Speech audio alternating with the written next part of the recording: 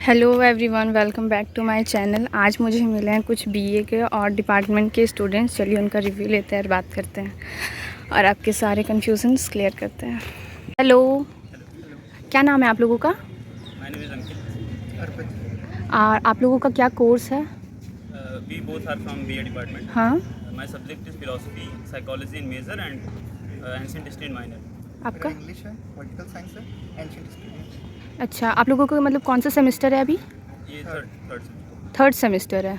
मतलब आप लोगों के पास फुल 1 ईयर एक्सपीरियंस है। आप लोग एनईपी के स्टूडेंट्स हो, तो आप लोगों को क्या कहना है ईसीसी के बारे में? ईसीसी कैसा कॉलेज है? बहुत लोग बोलते हैं यहाँ मत आओ, बहुत लोग ह्यूमर्स भी है कि ईसीसी बहुत स्ट्रिक्ट है। तो आप लोगों का मतलब जैसे कि बीए डिपार्टमेंट है, तो उनमें क्या क्या एक्सपीरियंस किए हो आप लोग थोड़ा? अगर स्ट्रिक्टनेस की बात करें तो बहुत सारे ऐसे प्राइवेट कॉलेज होते हैं जिनमें बहुत आराम से पास कर दिया जाता है। तो इसी में कॉपी चेकिंग जो होती है वो थोड़ा स्ट्रिक्टली होती है। हाँ, स्ट्रिक्टली होती है तो इसी से पता चलता है कि मतलब बच्चे कितने कितना अच्छा से पढ़ रहे हैं। हाँ हाँ चेकिंग में। अदरवाइज अगर पासिंग ही लेना है तो बहुत सारे कॉलेजेस हाँ हाँ हाँ बिल्कुल। तो इस मामले में बेटर है कि ट्रांसपेरेंसी है कॉपी चेकिंग में। अच्छा, आप क्या कहना चाहेंगे? ईसीसी में एडमिशन लेना आपके लिए वर्थ इट रहा?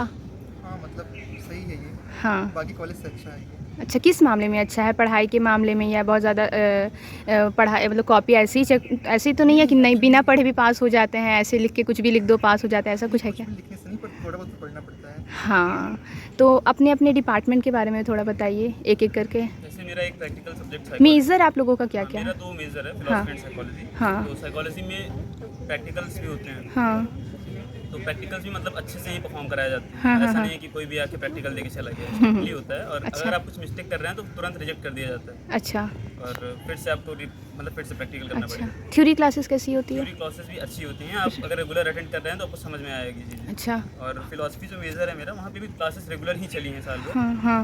और अगर आप बैठ के कंसंट्रेशन रेगुलरली क्लास ले रहे हो तो समझ में भी आएगा। अच्छा। ओवरऑल एक्सपीरियंस बेटर ही है। आप? मेरा प्रैक्टिकल नहीं है।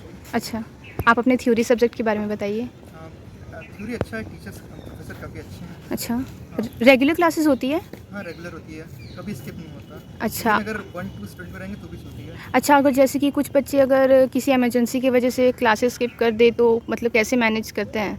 बहुत ज़्यादा स्ट्रिक्ट हो जाता है कि आगे अब नहीं बताएंगे टीचर से नहीं, अगर ऐसा पूछने नहीं, वो जाओ तो? बताते हैं अगर आप पूछेंगे तो। अच्छा, तो और बाकी डिपार्टमेंट्स के बारे में? डिपार्टमेंट्स लगभग सभी सेम है, क्लासेस हर जगह ही चलती हैं। अच्छा। ऐसा नहीं है कि अगर किसी दिन बच्चे कम हैं तो क्लास कैंसिल हो जाए। अच्छा। मतलब ऐसा तो मैंने देखा है कि अगर 10-12 बच्चे भी आए हुए हैं क्लास में तो क्लासेस उसी तरीके से चलती हैं। उसी कंसिस्टेंसी से चलती है। और अटेंडेंस 75% अटेंडेंस ज़रूरी है? बहुत ज़रूरी तो नहीं कह सकता। मतलब हाँ। बीए डिपार्टमेंट में मैं अपना स्पेसिफिकली हाँ, हाँ, बहुत हाँ। सारे बच्चे जो नहीं अटेंड किए थे, अच्छा। तो वैसा कोई खास इशू नहीं आया था मतलब। ओके, सो आप लोग ये बताइए कि मतलब ईसीसी में रह के कॉम्पिटिटिव एग्ज़ाम्स की प्रिपरेशन कर सकते हैं? क्योंकि बीए में मोस्टली लोग आते हैं तो उन लोगों का ये रहता है कि इस कॉलेज से मैं कॉलेज तो कर लूँगा खुद से ही और साइड में कॉम्पिटिटिव एग्ज़ाम्स की प्रिपरेशन करना है, तो वो लोग कर सकते हैं बहुत ज़्यादा। जो बच्चे मतलब मोस्टली कंपटीशन ओरिएंटेड है, हाँ वो क्लासेस में बहुत ज़्यादा खास इंटरेस्ट रखते नहीं। हाँ हाँ वो जैसे लाइब्रेरी भी कॉलेज में है, हाँ हाँ। मोस्टली बच्चे लाइब्रेरीज में जाके क्लासेस करते हैं। तो अगर ये बात करें कि कॉलेज में रह के कंपटीशन की तैयारी, तो एक प्रॉपर लाइब्रेरी का इन्वायरमेंट है। आप वहाँ पे जाके कंपटीशन ओरिएंटेड पढ़ाई कर सकते हैं। तो मतलब क्या सिलेबस सिमिलर होती हैं कॉम्पिटिटिव एग्ज़ाम्स को लेकर के? मतलब कुछ सिमिलैरिटी अगर कुछ मेरा भी जो होती है? सब्जेक्ट है मैं हाँ। स्पेसिफिकली नहीं बता सकता क्योंकि हाँ, वो हाँ। एकदम आउट ऑफ कंपटीशन है। अच्छा। फिलॉसफी एंड साइकोलॉजी किसी भी बेसिक कंपटीशन में बहुत ही रेयरली आता है। अगर ऑप्शनल आप ले रहे हैं हाँ हाँ हाँ हाँ हाँ, तब उसमें हेल्पफुल हाँ, हो सकता है। ऑप्शनल तो उसमें आती हैं। तो मतलब कि ऐसा होता है ना कि ईसीसी के मतलब क्लासेस करना ज़रूरी, क्लास को और प्रिपरेशन को टाइम मैनेज करना, क्योंकि ईसीसी में 9 to 5 की क्लासेस होती है नहीं, और डिपार्टमेंट में तो ऐसा नहीं है कि ऐसा 3 नहीं है। क्लासेस ही होती हैं। हम्म। मुझे लगता है कि 3 घंटे से 3.5 घंटे मैक्सिमम होता है। अच्छा।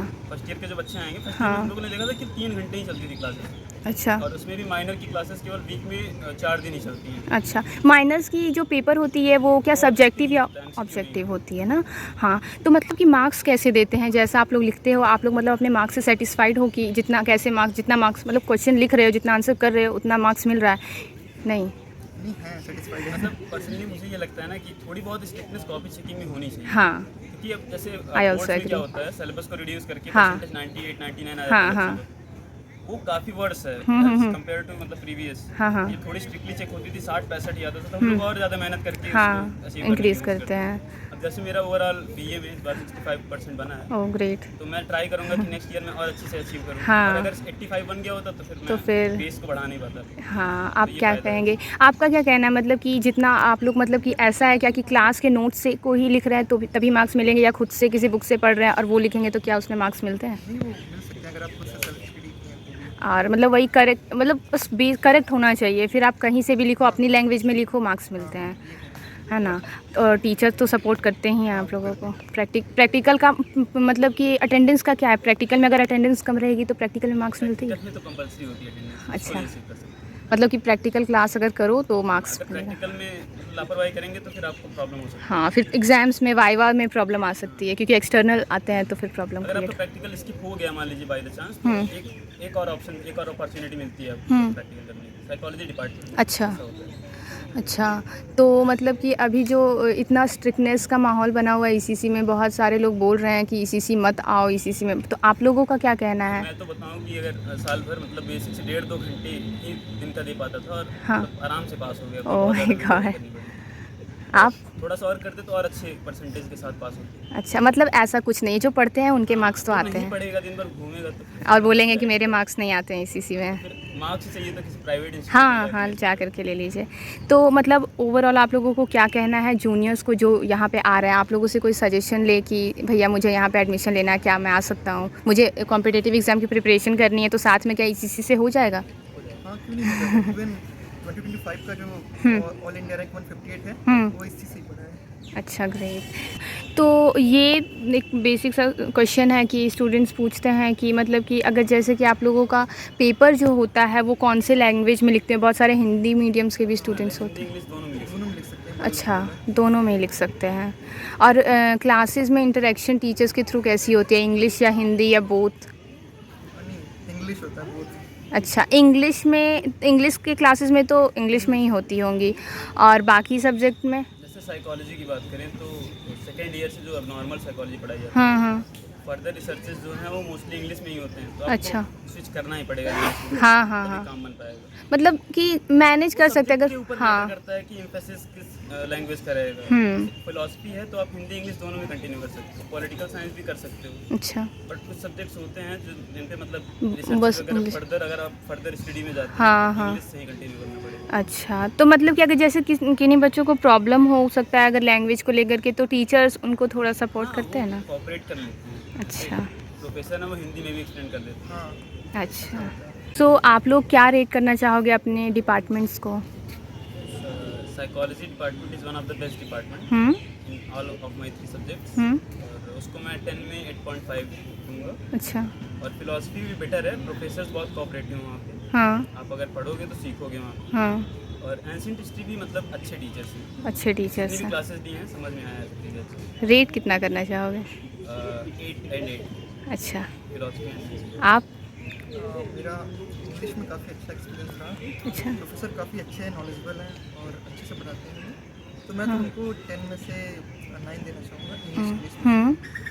पॉलिटिकल साइंस के लिए एक टीचर अच्छे हैं काफ़ी, और दूसरे वाले थोड़ा उतने मुझे मतलब ठीक है, मतलब आपको उतना समझ में नहीं आ पाता है उनका। हाँ। उतना नहीं आया, तो मैं ओवरऑल उसको 6 देना चाहूँगा। अच्छा, और बाकी?